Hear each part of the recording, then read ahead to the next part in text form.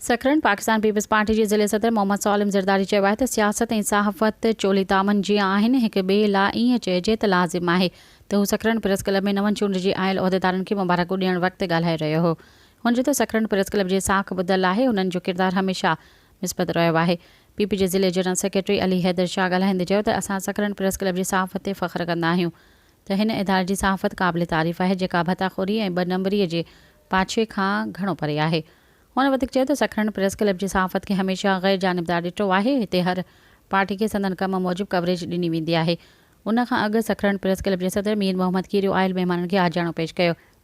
इन मौक़े ते पीपल्स पार्टी जे ज़िले सदर मोहम्मद सालिम ज़रदारी ऐं ज़िले general secretary Ali Haidar Shah पारां नवनि चूंडिजी आयल उहिदेदारनि खे संदन शानदार कामयाबी ते लुंगियूं पाराई वयूं।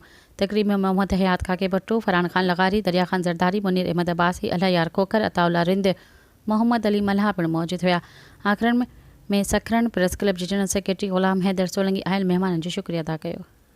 सब्सक्राइब कयो अवामी न्यूज़ HD खे ऐं ताज़ा तरीन ख़बरुनि लाइ ॾिसंदा रहो अवामी